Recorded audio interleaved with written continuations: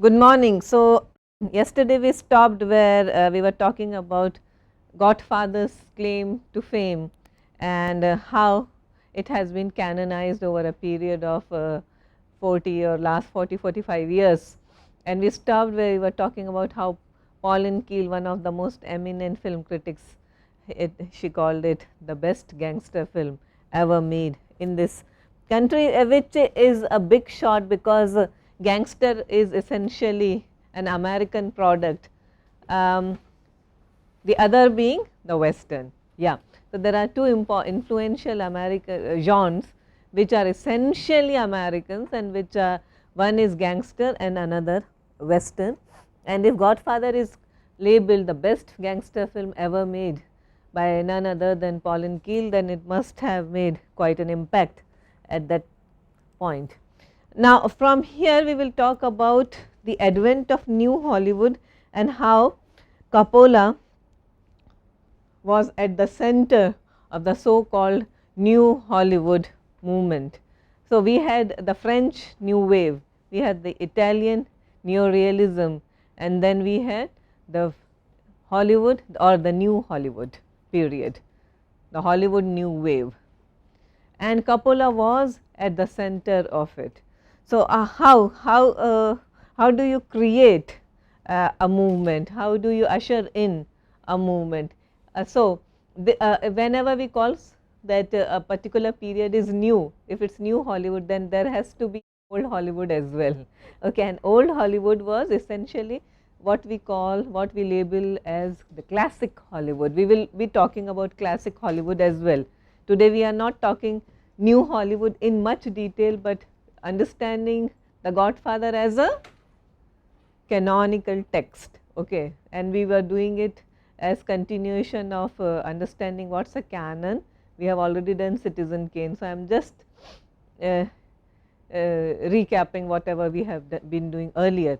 So, today this class is not about new Hollywood per se, but just to give you an introduction to what is canon and then a brief overview of the new Hollywood period and how Coppola became the center of the so called period of new Hollywood, which was basically ushered in by Warren Beatty and Arthur Penn in Bonnie and Clyde.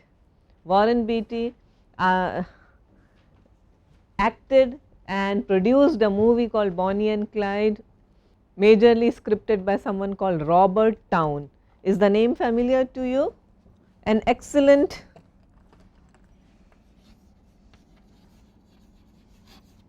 screenplay writer. I want you to do a good search on Robert Towne, because today I am going to refer to Robert Towne with reference to the Godfather as well. So, Robert Towne was essentially a screenwriter, also a director, but his fame is by being a screenwriter, and he started his career with Bonnie and Clyde. So, Bonnie and Clyde started the so called period of new Hollywood.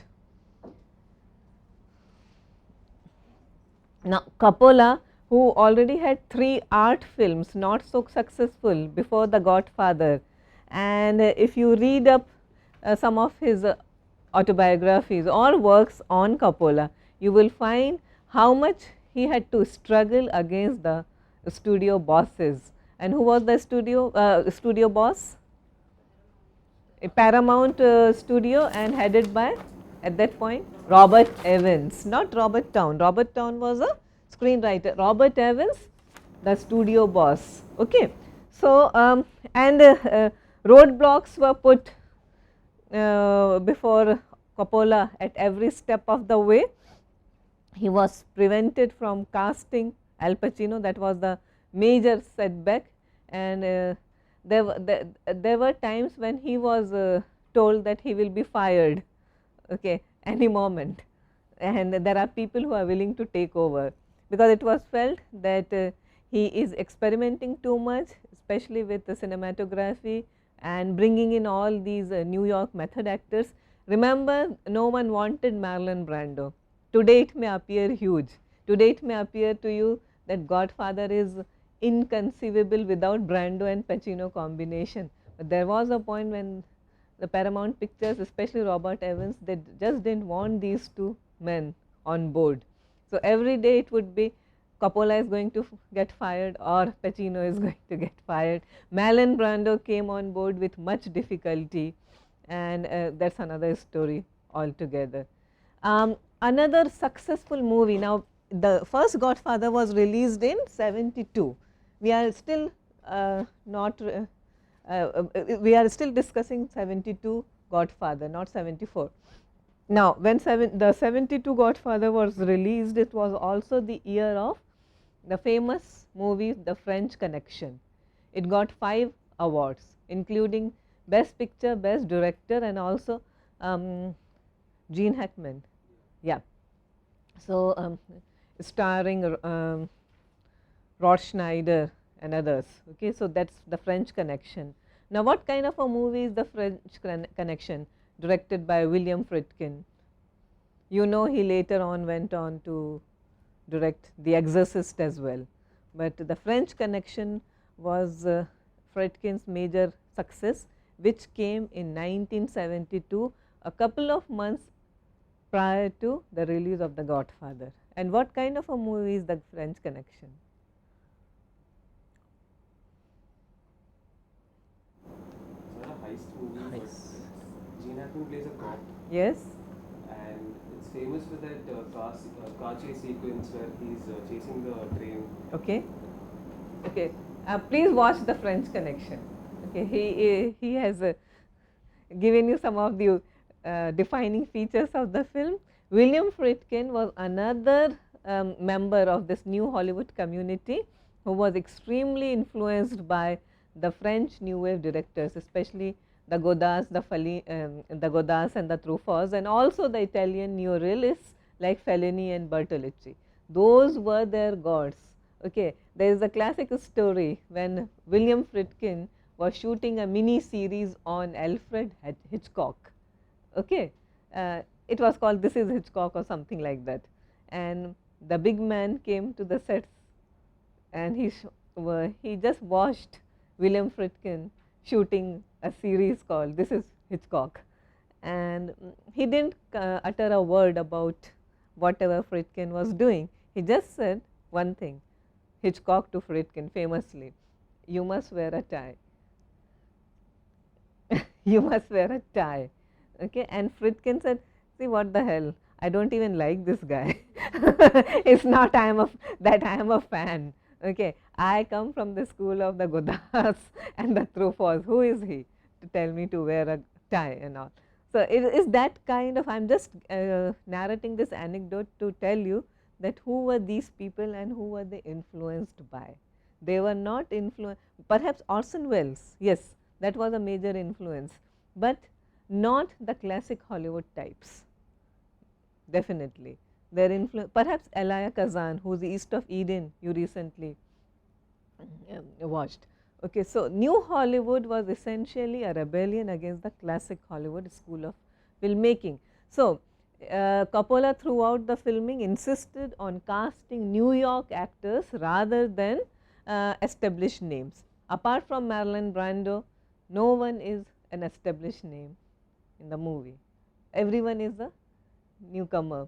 There was a call for actors, and all these bit parts were enacted by theatre people from New York theatre community.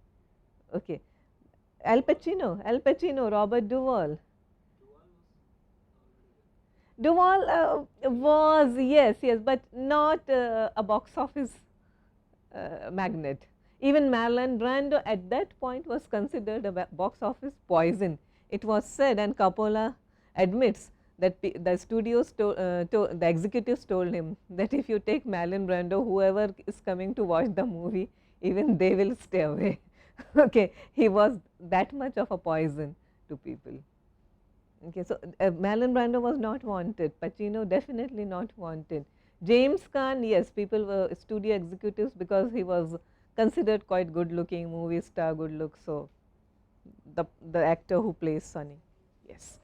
So, casting of Pacino was a major contentious issue, and Robert Evans particularly disliked him. They wanted Robert Redford in that role, and Coppola insisted on using non-trained, non-professional actors For example, the bodyguard Luca Brasi, okay, he was a professional wrestler, okay, and if you look at him, he is huge, he looks the part. He is the one who gets strangulated in the restaurant. By who? By who? Solozzo. By Solozzo. Good, good. You have been watching the movie by Solozzo. Okay. Adherence to the ambience. Now, what ambience is that? When is the movie set? Good, 40s. A dead giveaway clue is that Michael is a war hero. He returns from a war. And which world war could it be? The Second World War. Okay, it's the 40s. So he wanted to adhere to the ambience, and that's very important because if you remember the Mafia, the original screenplay. I'm not talking about the novel The Godfather by Mario Puzo. The studio had commissioned Puzo to write a screenplay called The Mafia, remember, which no one wanted to direct. So, the studio compelled Puzo to rework the draft of the Mafia based on the Godfather and set the ambience in the 70s with hippies in it and rock and roll music. Okay, because they said this is what is selling, you know, Easy Rider was a major success, Bonnie and Clyde. Okay, so why make a movie of the 40s which will be such a cumbersome project and definitely expensive because you have to recreate a period. The 70s are here and now. So, let us try to do that. Let us try to take advantage of the hippies around us and let us fill it with drugs and all kinds of interesting things so that people will come. So, but Coppola yearned for a particular period, the post-war America, when American power in business as well as in politics was at its peak.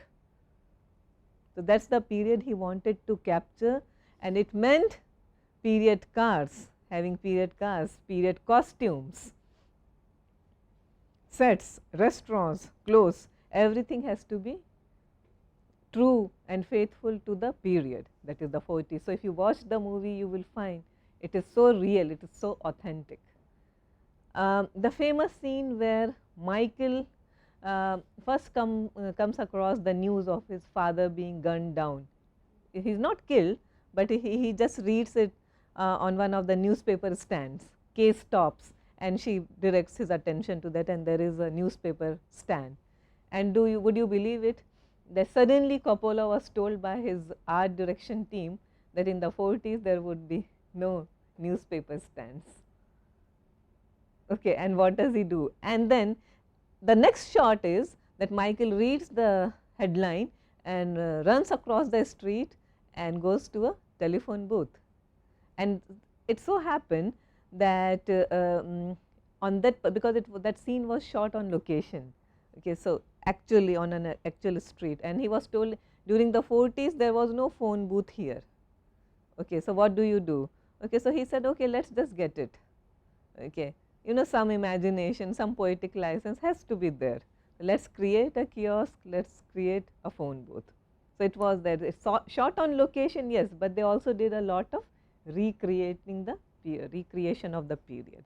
So that's how difficult it always is. 40s cars, I mean, if you watch the movie, it's not the 70s cars. I mean, all those black little cars, they all belong to the period. Okay. Another important, and I think this is one of the most defining feature and of new Hollywood period as well as of the Godfather in particular, is that they eschewed the theme of good versus evil. But then I am going to give you another example which soon came after the Godfather and took a very regressive kind of cinema which took Hollywood again years back in time. But then we will talk about that soon in our later classes. So, no good versus evil theme, which is again an import of the French New Wave. You will also find that in the world of these of the mafia, there are no civilian deaths. So, you do not get women being dishonored or people just being shot dead rampantly. It's all about a gang war. Okay. So, the only person who represents the law is the corrupt police officer, and he is also shot dead early in the movie by Michael.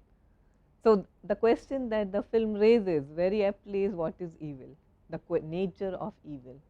How many of you have read the novel? Oh, quite impressive, you have read the novel. Okay, Shweta, do you think that the movie is quite faithful?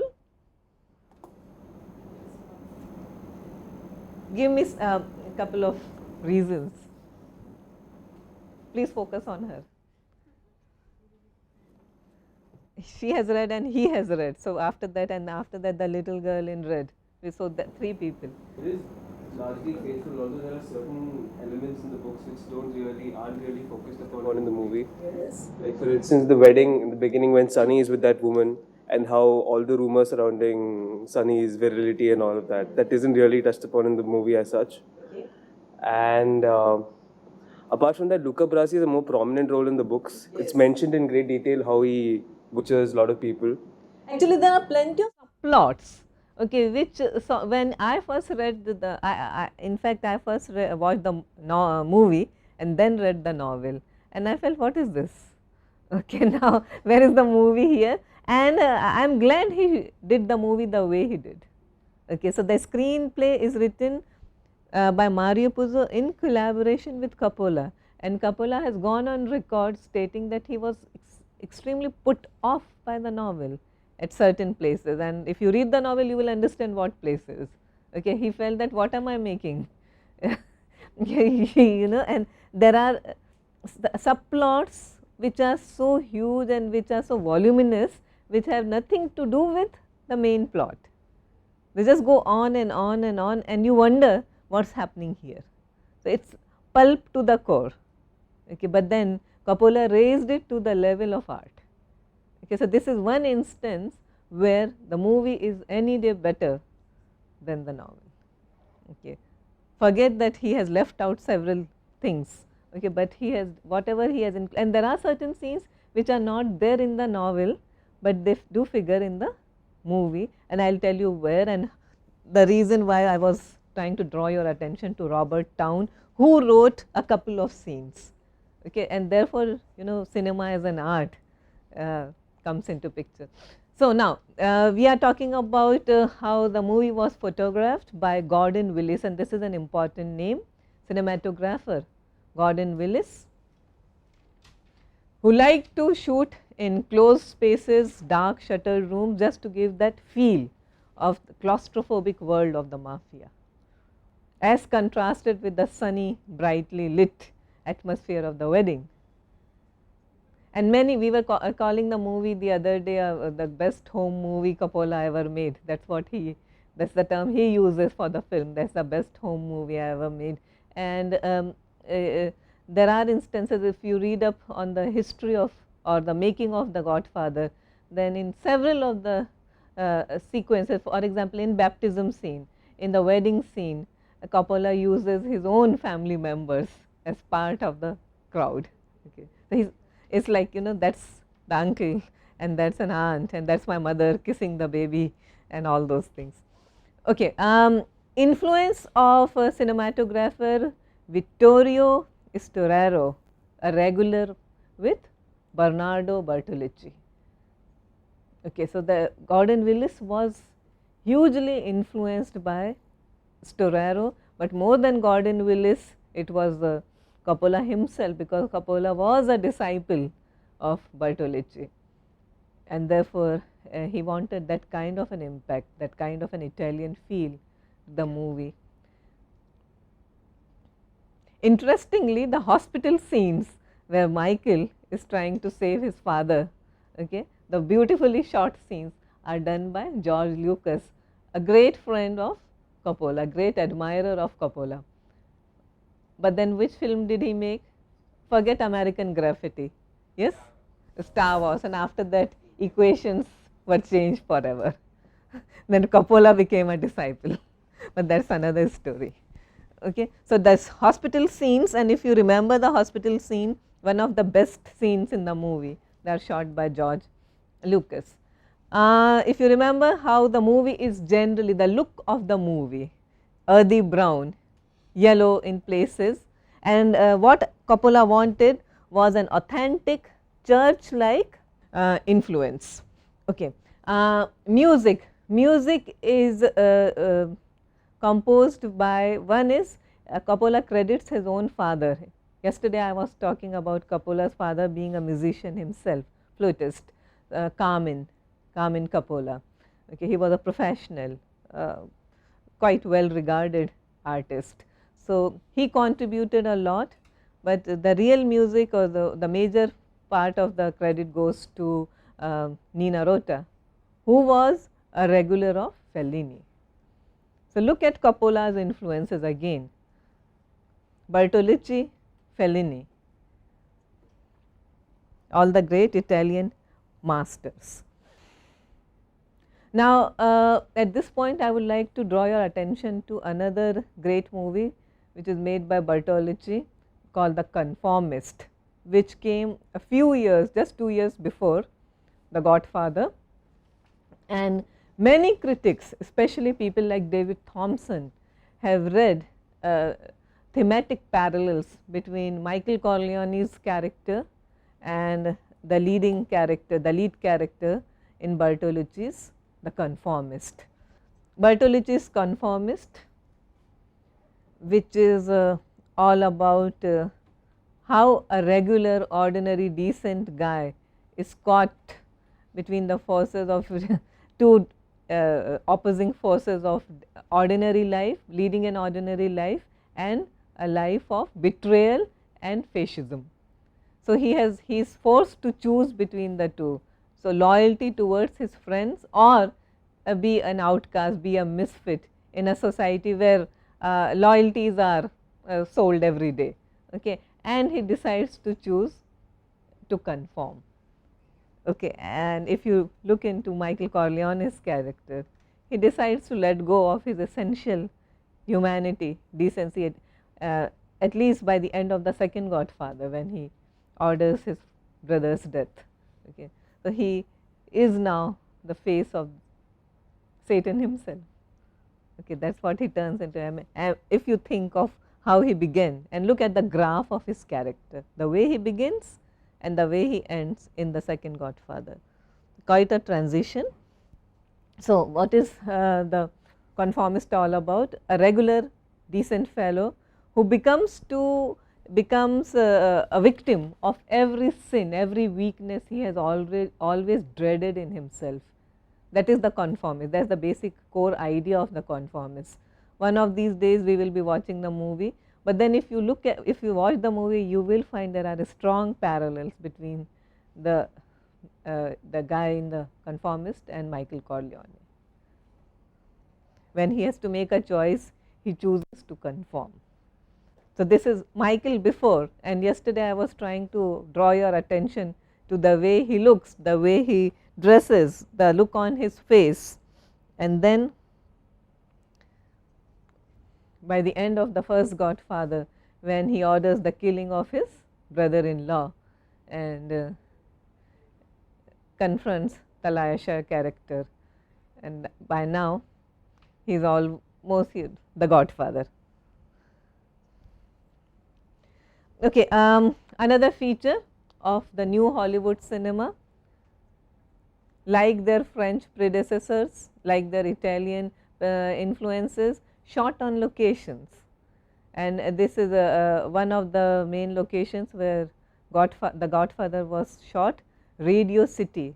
When does this occur in the movie?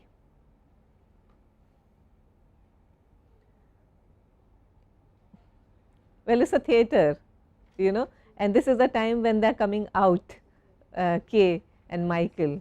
Yeah, they're coming out, and then they discover that the Godfather has been shot. Okay, so shot on actual location. So legacy, what Godfather did to us, and how everyone's life changed after the Godfather. Brando made a stunning comeback. That is the most important legacy, but then equally important is that the movie made stars. He gave us, the movie gave the cine enthusiasts a stunning actor called Al Pacino. Okay, and if you look at his body of work, then you will understand what I am talking about. Okay, even till his very recent Any Given Sunday or Insomnia, we know what Al Pacino is. Okay, so the studios were extremely wrong about him, and of course Coppola is the one who proved the studios wrong about it. James Caan, yes, he also achieved a reasonable degree of success, not as much as Pacino, not as much as De Niro, but anyway. Method acting came into its own. Everyone started talking about method. Method was always there. James Dean, method acting, right? Monty Clift, Marlon Brando. But then with Robert Duvall, Al Pacino, James Caan, and also Robert De Niro, method acting, Dustin Hoffman, The Graduate, which was released around the same period. So, method acting became the new mantra of all actors. It was no longer necessary to be movie star good looking, or to have the conventional good looking face associated with movie stars. I mean, Al Pacino, De Niro, Dustin Hoffman, Jack Nicholson, definitely not the conventionally good looking actors, but actors, okay, and they are still around. So, influence on people, Coppola is a couple of years older to these people, De Palma, George Lucas, Martin Scorsese, Spielberg, Michael Cimino. Who is Michael Cimino? Other names I am very sure you are familiar with. Who is Michael Cimino? One great movie. After that never achieved, but you can see, you can sense the Coppola, the Godfather influence. One great movie. We will talk about it, okay, it is there. And of course Michael Mann. Michael Mann does not need any introduction. You know who is Michael Mann? You know who is Michael Mann? No. Michael Mann is the director of Heat, The Insider, Collateral, Last of the Mohicans. What else? Public Enemies. Okay, it's a very lengthy, very impressive list. Okay, so look up Michael Mann, one of the greatest contemporary artists. Now, because in between what happened? What did Coppola do? That is a question. What did Coppola do between the first and second Godfathers? Azhar? The conversation. Good, the conversation. Okay, so there in between the two Godfathers, he was keeping himself gainfully employed and he made the conversation with Gene Hackman. Gene Hackman, fresh from the success of The French Connection. And what is the conversation all about? Espionage, surveillance, okay, tapping other people's conversations. And he is a guy, Gene Hackman is a specialist in an expert in this area, and he is employed by rich people to spy on each other. And he never questions, again the notion of conformity. He never questions, he is not even interested in knowing why he is being asked to do, as long as he is getting paid for it. He taps people's conversation, but then there is a lot of moral ambiguity in the movie, the conflict between the individual with himself and the society. We were talking about the recurring motifs in Coppola. Okay, so that is what you will find in the conversation as well. A great movie, it did not do well at all, obviously, because it did not have the ingredients associated with the Godfather, and we have already seen what were those ingredients. Yeah, before I go to the second Godfather, let me talk about, since I broached the topic, Robert Towne. Now, what is Robert Towne's contribution to the Godfather? There is a scene between Brando and Pacino a little before Don Corleone dies. Okay, and what does he tell his son? It's a very intimate father, mano a mano kind of a sequence. What is it all about? We also know who the writer is, and Good. talks about Barzini and how he wanted Sonny to become the Godfather and never wanted him to become the Godfather. Yeah. Like the dog. Yes. Okay. He tells him, we were talking about universal wisdom, and he said the guy who comes to set the meeting, fix the meeting, he is the traitor. Remember that. And who is that guy? Brazzini. Tessio. Okay, fine. Okay, so the guy who comes to set up the meeting, so that father has given a very useful piece of advice to his son before dying. And that's a scene which was written in by Robert Town. Okay. It doesn't exist in the novel. And why did they do it? Can you guess why this scene was inserted at all in the movie? It came at the fag end. Kapula says that the primary shooting of the movie was all over and he had been kicked around by everyone. And there were also studio henchmen to beat him up.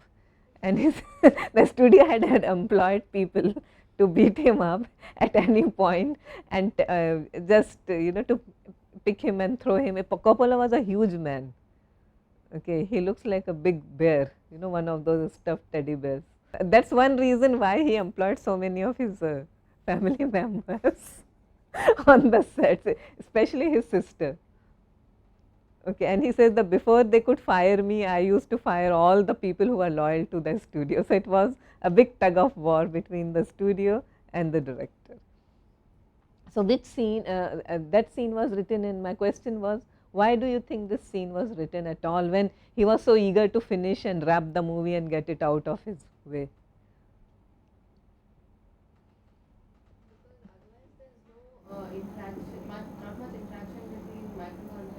Exactly, good, excellent. In the entire movie, the father and the son, they never meet face to face by themselves. They are always surrounded by other people. There is always someone. Okay, but this is one scene which actually looks like their father is having a conversation with his son, giving him some pieces of worldly advice, etc., etc., which you never find throughout the movie. He is always, Brando is Brando. Otherwise, you have the hospital scene, but you don't find the father and the son having a conversation. And this scene brought a very strong emotional touch to the film. Also the fact that by the time the movie was over, everyone realized that what great performances were delivered by both Brando and Pacino, and the studio insisted that we must have a scene where these two men come face to face. And Coppola said he didn't know what to do, so he approached his good friend Robert Town and he said, help me out, and if you want credit, I'll give you a writing credit as well. And Robert Town said, no, I don't want any credit for that. Robert Town also went on to write the script for another great movie called, you must do your homework on Robert Town. Okay, that's the way it's spelled, Towne. So all his screenplays. Okay, so now, so the second Godfather gave Coppola the freedom to do things his way. It's an original material. Okay, so that's what Coppola had always wanted, not to use someone's material, but to use his own material. By now, he had already established his own studio facility, Zoetrope. Remember, we were talking about that was his dream. The main reason why he agreed to do The Godfather was that he could make enough money to establish his own studio, and that was the Zoetrope. So, audacious in terms of its narrative style, it moves back and forth in time, between time and spaces, periods. Okay, so the first Godfather, the young Godfather played by De Niro, Vito Corleone. And then you have Michael now trying to face his own internal demons. So, when the movie was originally shot, it had 20 cuts between past and present, but then it was felt that it was befuddling and too confusing. So then Coppola decided to reduce the length, reduce the cuts to 12 only and not 20.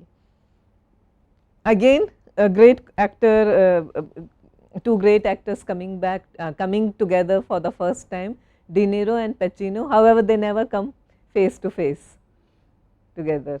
They are but they are there in the movie.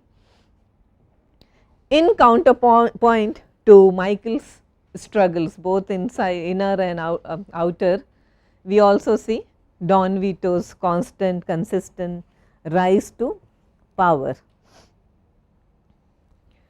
The movie, you would be surprised to know that the first Godfather was a modestly budgeted movie. People didn't want to spend money on Coppola or his team or whoever he had brought on board. By the second movie, he was big enough to invest his own money and to make certain demands, and he got what he wanted, and it's epic in scope. So there are certain movies in the first Godfather which were supposed to be shot on location in New York, but then they were forced to shoot in LA to cut costs, etc. But here he did whatever he wanted to, and then you can see hubris coming and striking an Apocalypse Now, and then what he did to himself after Apocalypse Now, because then the downfall began, because there was a point when it was felt that Coppola can do no wrong, okay, and that's how great people fall. So the second Godfather is epic. It is shot in New York, actual locations, LA, Las Vegas, and Cuba, Havana, if you remember those scenes, and Sicily, especially the childhood scenes. And of course, money was spent on the movie, gave us the great De Niro, but then De Niro was already great. He had Mean Streets behind him and Taxi Driver. He was working on Taxi Driver simultaneously, so he was there, and again method acting at work. The second Godfather, as opposed to the classic Greek tragedy structure of the first Godfather, again more experimental in its narrative style, more inward looking, more elegiac and reflective. Al Pacino got nominated 7 times for the Academy Award before he won it for Scent of a Woman.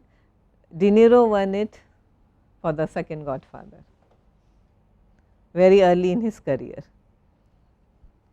Great scenes from the second Godfather. One is the investigation scene, lengthy, but again a very, very brave, very courageously shot scene. Too many people, lots of people involved there. Then it's a very, very chaotic ensemble, but if you watch it, you will you get swept away by the magnitude of the scene. Okay.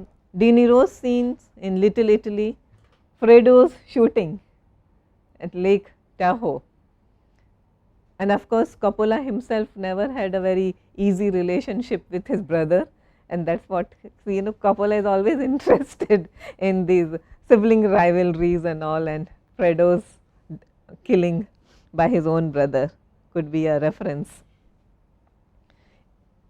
As we were talking, as Godard has already told us that everybody owes everything to Orson Welles. So, influence of Citizen Kane palpable.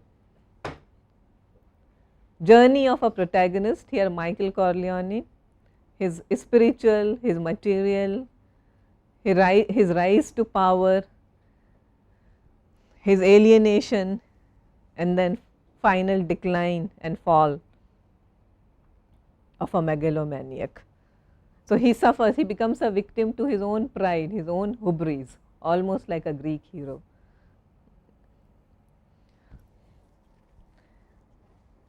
Coppola holding his 3 Oscars. Now, that's a first. And who was he competing against that year in 74? Against himself.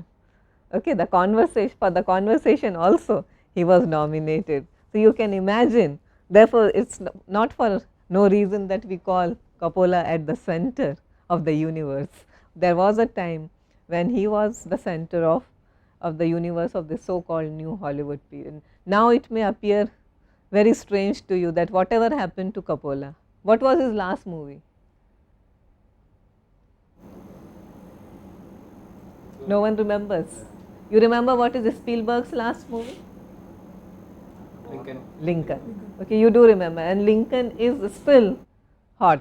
It's honored. Oscars are around the corner. Are you betting on Lincoln? Are you betting on Day-Lewis? Yes. Yes.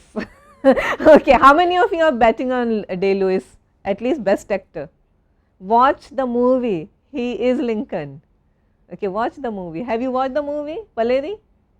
You are not betting on him? You did? Okay. Azhar? Okay, watch the trailer at least on YouTube. Okay, and you will find he is not Day-Lewis. You feel that's Lincoln talking to you. Okay, so whatever happened to Coppola, he won 3 Oscars in 1 year while he was competing against himself. Tetro. Tetro. When did it release? 2009. Yeah, no one knows. No one cares. Unfortunately. Okay. And that's what he says. You see, he's an honest man. And he says, in some way, The Godfather ruined me. Okay. It just made my whole career go this way instead of the way I really wanted to go, which was into doing original work as a writer director. He could never live down that success, those expectations, because see, from when you are at the top, the only way to go further is to go down. And he started at the top. He influenced a generation of filmmakers. Okay, but then for him, it was like how to excel himself.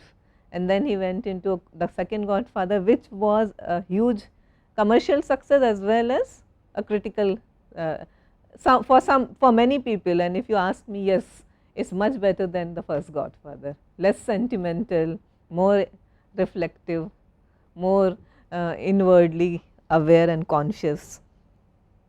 So, Coppola, The Conversation in 1974, Apocalypse Now in 1979, a movie which almost ruined him financially, and there are books written on the making of Apocalypse Now, and it's a harrowing read. So, you can just imagine what he must have gone through. Yeah. And he used to take pride in his audacities. He would say that if it rains or snows, all the more better, because we are going to get real shots, not the screen generated, the machine generated rain sequences and all. But he was told that, you see, where was the movie shot? Apocalypse Now. Oh no, not in Vietnam. They weren't given. Philippines. Yeah. And it would always rain, and he chose to shoot the movie when it was like the rainy season was at its peak. And when the rainy season was at its peak, the boatmen would shudder to ride the boats with the crew. But then he was fearless. He would say, okay, it doesn't matter. Okay, so that was Coppola, and he brought it on himself. Apocalypse Now with Martin Sheen, Brando of course, and Dennis Hopper, and the legend goes that Brando hated Hopper so much that he didn't even want to do the scenes together. They said, shoot him separately, shoot me separately, combine the shots. Okay, it wasn't that Pacino Brando. And this is another interesting anecdote. I was recently reading a book called Conversations with Al Pacino, and the interviewer asks him that, what did you learn from Marlon Brando? Guess what he said? What did you learn from the great Brando on the sets of The Godfather? Guess what he said?